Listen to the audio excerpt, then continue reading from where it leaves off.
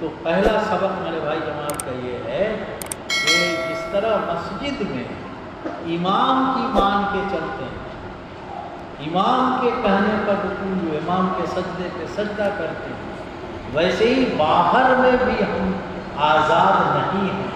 مسجد کا امام ہوگا اور مسجد کے باہر جو جماعتی نظام قائم ہوگا وہ امیر شریعت کے ذریعے۔ ایسا نہیں ہے کہ یہاں ہمارا امام دوسرا اور باہر میں کسی اور کو بنا لیا، یہاں امام متعین اور باہر میں بھی متعین، جو امیر ہے اس کی بات ماننی ہے تب جماعتی نظام قائم ہوگا۔ تو پہلا سبق یہ ہے کہ مسجد میں بھی جماعتی نظام قائم رہے اور باہر میں بھی رہے، مسجد میں امام کے ذریعے قائم رہے اور باہر میں امیر شریعت کے ذریعے قائم رہے، یہ پہلا سبق۔ دوسرا سبق یہ ہے کہ مسجد کی صف میں جب آپ کھڑے ہو جاتے ہیں تو کوئی پوچھتا ہے آپ سے کہ آپ کس برادری کے ہیں، کس علاقے سے آئے ہیں، کون سی زبان بولتے ہیں، کس پیر سے بیعت ہے، کس مسجد کے مقتدی ہیں، کس خانقاہ سے جڑے ہوئے ہیں، کس جماعت سے آپ کا تعلق ہے، کس جمعیت سے تعلق ہے۔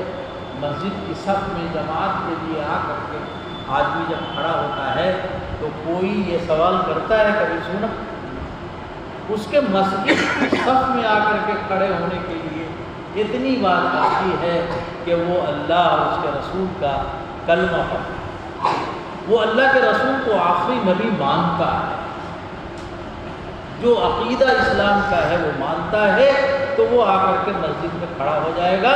کوئی اس سے نہ برادری پوچھے گا، نہ علاقہ پوچھے گا، نہ پیر کا نام پوچھے گا، نہ جماعت کا پوچھے گا، نہ جمعیت کا پوچھے گا، نہ ادارے کا پوچھے گا۔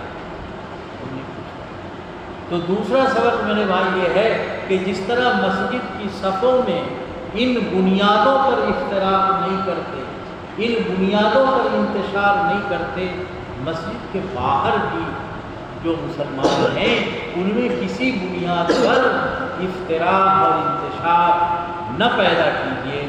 آپ سب جٹ کر کے رہیے گا تو حالات کا مقابلہ کر پائیے گا، نہیں جٹ کے رہیے گا ٹکڑوں میں، فرقوں میں، جماعت میں، جمعیت میں، تنظیموں میں بٹ کر کے رہ جائیے گا تو آپ کی صلاحیت کمزور ہو جائے گی۔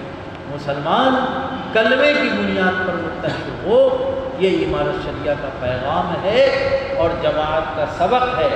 صف میں جب آدمی کھڑا ہوتا ہے تو کچھ نہیں پوچھا جاتا، کسی سے تفریق نہیں کیا جاتا۔ یہ دوسرا سبق یاد رکھیے گا کہ ہمیں کلمے کی بنیاد پر اتحاد پیدا کرنا ہے، اور جتنے مسائل ہیں وہ عمل کرنے کے لیے ہیں، جھگڑے کرنے کے لیے نہیں۔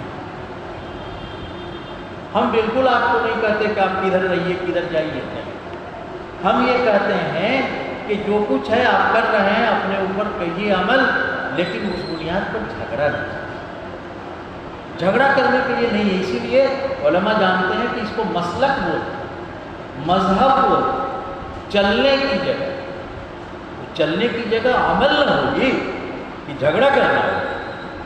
تو دوسرا سبق جماعت کا یہ ہے کہ جس طرح مسجد کی صف میں ہم متحد رہتے ہیں، کسی بنیاد پر تفرقہ انتشار نہیں پیدا کرتے ہیں، باہر میں بھی کسی بنیاد پر۔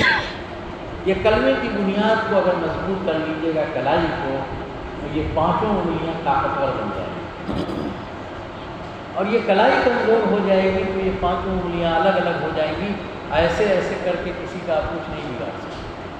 لیکن یہ کلائی کلمے کی بنیاد پر اگر متحد کر لیا آپ نے تو کسی کے چہرے پہ مار دیجیے گا تو جبڑا باہر، اور اگر آپ نے ایسے کر کے مار دیا تو کام ہی تمام ہو سکتا۔ لیکن میرے بھائی ایسے مارنے کے لیے ان سب کو جھکنا پڑتا ہے، پڑتا ہے نہیں؟ تماچے کی چوٹ کمزور ہوگی، کم ہوگی، اس کی چوٹ مضبوط ہوگی۔ تو تماچے کی چوٹ کیوں کمزور ہوتی ہے؟ اس لیے کہ یہ سب کھڑا رہتا ہے، اور یہ مضبوط چوٹ اس لیے ہوتی ہے کہ یہ سب جھکتا ہے۔ تو ہم میں کا ہر آدمی اگر جھکنے کا تواضع کا مزاج بنا لے گا تبھی یہ قائم ہوگا، ورنہ کوئی ایسے کھڑا رہنا چاہے گا تو یہ کبھی نہیں بن سکتا۔ اس اس لیے میرے بھائی، جماعت کا دوسرا پیغام یہ ہے کہ جھکنے کا مزاج بنائیے، کسی بنیاد پر جھگڑے نہ کیجیے اور مضبوط بنائیے کہ لگے تو لگے کہ ہاں ہو گیا۔ دوسرا پیغام۔ تیسرا پیغام یہ ہے کہ مسجد